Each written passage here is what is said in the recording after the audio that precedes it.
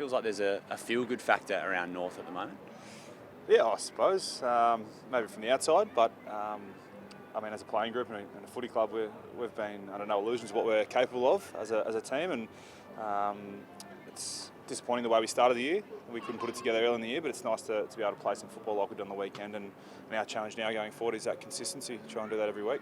Has it been as simple as just keeping it simple with Reece's message? I mean, or was it a bit more complicated than that? There's a lot of things that go into it, obviously, and you'd be a very rich man if you knew exactly what the formula was to play like that every week. But, I mean, that is our challenge now, and for the second half of the year, we've set ourselves to play like that consistently and build a brand, an identifiable brand for our fans and the football public to see when they see North Melbourne play. And on the weekend, that was a good start, and the month before that's been much better and much improved from the first half of the year. So we'll look to continue that this week. Is that hard edge something that you're looking to bring every week? It was very noticeable how physical you were against the players. Yeah. Obviously, that's the way our football club's played football for a long period of time, and we'd love to continue that as well. And I think that plays into a lot of our players' strengths, the way we go about it in the contested ball situation. And we like to think we're a contested ball football team, and we understand you have ups and downs with that. But again, our challenge is that consistency and maintaining that we can do that every week.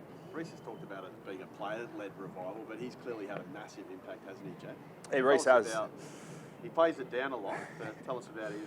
That's the kind of bloke sure he is. He's not in it for himself. He's in it for the greater cause and our footy club. And to have a guy like that come in at the end of last year and have the impact he's had in the short amount of time he's had, he's a pretty special character. And I know the boys love him, and he's done a great job in the month he's been in charge. So it's a big 8 weeks coming up, and we're loving everything Shore is bringing to the table at the moment. He's making it hard for those who are going to have the big decision to make at the end of the year, isn't he? He probably is, and full credit to him for doing that. But we've got bigger things to worry about than that at the moment, and sure he's across all that sort of stuff, and he's really good at narrowing our focus. I mean, when he took over, it was a pretty tough time, and his ability to galvanise the group and bring everyone together and focus on the job at hand, which is a game of football, is second to none. And that was probably his greatest strength as a coach, is his relationships with his players, and he's been awesome for our footy club. At some point, you probably will have an input, though, at the senior leaders around the club on just who takes it forward. I mean, how does that process play out? Do you know kind of what input you will have, if there will be any? To be honest, no. We haven't really spoke too much about that with anyone, board or management.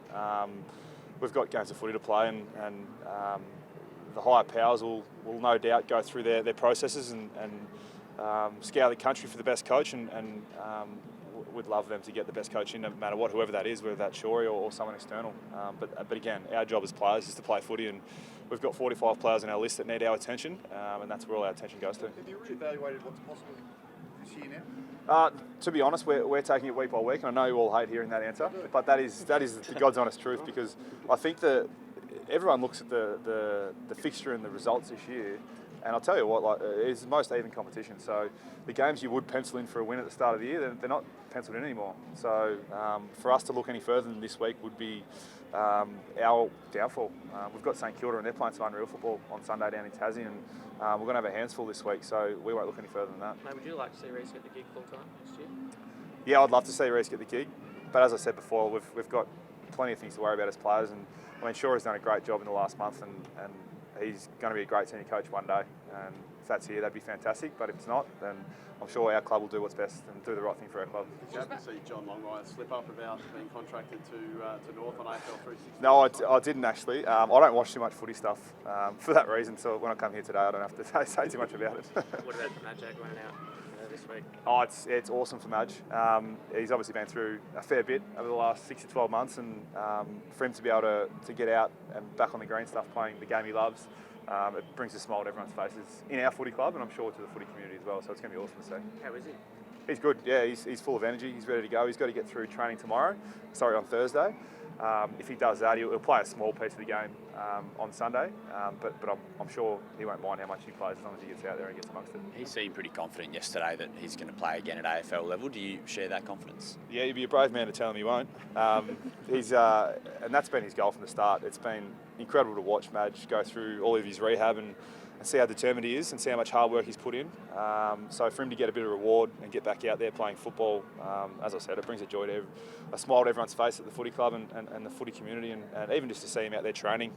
He's been out there for the last couple of weeks doing things he's been doing for the last few years. So I'm personally super excited to see him back out there on Do you Sunday. shake your head about where he's come from in such a short period of time in that sense too, Jack? Yes and no. Yes, because of the obvious. No, because of the character he is. Understanding how much drive he's got, and when he wants something, he's going to get it.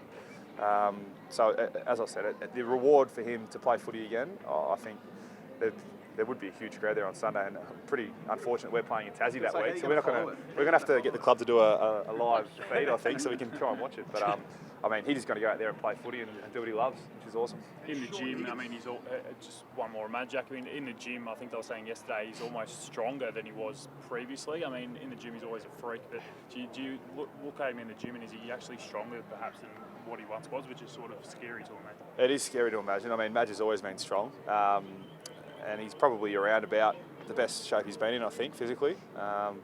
But in saying that, like, he's also been running really well and feeling really good in his body. So we all know that you can bench press the world and still not be a very good footballer. But for Madge, that correlates pretty heavily in his game, which is great. And yeah, I can't wait to see him out there on Sunday. And Sean Higgins is back training ahead of schedule, so what's the update on him? Higo is the ultimate professional, as we all know, and he'll push the boundaries with time frames getting back. He's very impatient. He'll push the surgeons and doctors and physios at the club, and no doubt he'll be back ahead of schedule. And I think he's tracking really well. In terms of time frame, you're probably asking the wrong person.